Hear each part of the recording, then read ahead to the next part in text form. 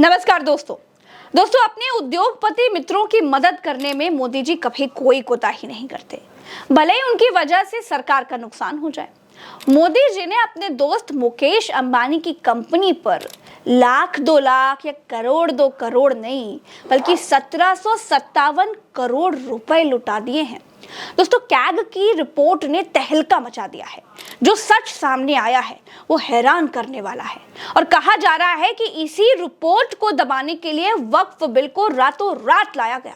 आधी आधी रात तक संसद चली ताकि लोग वक्फ में उलझे रहें।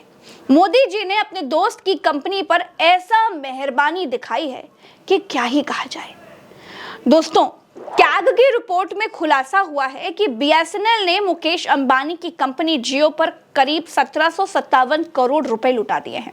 कैग की रिपोर्ट के मुताबिक बीएसएनएल ने रिलायंस जियो इंफोकॉम लिमिटेड से मई 2014 से मार्च 2024 तक 10 साल में टावर और अन्य बुनियादी ढांचे के इस्तेमाल के लिए 1757 करोड़ से ज्यादा की रकम नहीं वसूल की, जिससे सरकार को नुकसान हुआ है। 2014 में बीएसएनएल और जियो के बीच मास्टर सर्विस एग्रीमेंट हुआ था। इस एग्रीमेंट के हिसाब से जियो को बीएसएनएल के इनएक्टिव यानी कि निष्क्रिय बुनियादी ढांचे जैसे टावर, बिजली और जगह का इस्तेमाल करने के लिए परमिशन मिली थी। इसके बदले जियो को बीएसएनएल को शुल्क देना था, लेकिन बीएसएनएल ने इस एग्रीमेंट में लिखी बातों का सख्ती से पालन नहीं किया और जियो से फीस ली ही नहीं।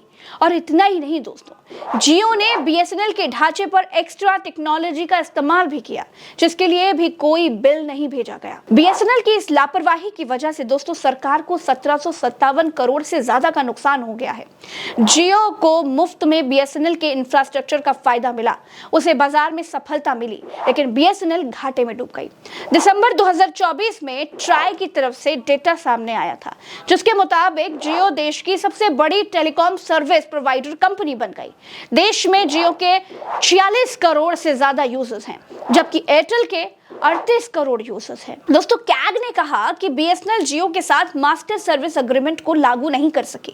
कैग ने अपनी जांच में यह भी पाया कि बीएसएनएल ने इंफ्रा शेयरिंग चार्ज का भी बिल कम बनाया। इससे जीएसटी समेत 29 करोड़ रुपए के रेवेन्यू का नुकसान हुआ। मोदी जी अपने पूंजीपति दोस्तों का ख्याल रखने के लिए मशहूर हैं। मोदी जी के दोस्त ने 10 साल में बीएसएनएल को कोई पैसा नहीं दिया और ना ही बीएसएनएल ने पैसा वसूलने की कोशिश की। करें भी कैसे?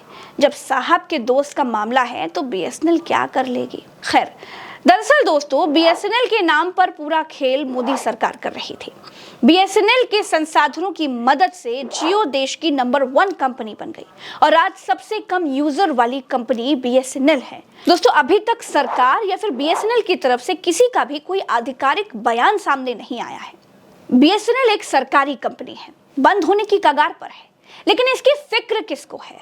पूरे देश को रातों रात भर में संसद की कार्यवाही में उलझा कर रखा गया और इधर अंबानी पर कैग की रिपोर्ट भी चर्चाओं से दूर हो गई और मोदी जी विदेश निकल गए। अडानी और अंबानी मोदी जी के पक्के दोस्त कहे जाते हैं।